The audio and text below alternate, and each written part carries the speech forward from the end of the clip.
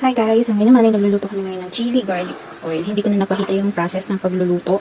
I mean yung pag-process kung paano siya bine-blender. Pero ito, wala pa siyang 1 hour na nailuto.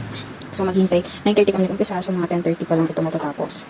So kapag after 1 hour, papatayin na yung stove and then ilalagay na yung mga sangkap. So ang lalagay na sangkap is yung sugar, brown sugar, iodized or salt, pepper, and ito sugar, and then sugar, salt, then hoisin sauce. So ito, mabibili to sa sa Seymour, ganyan.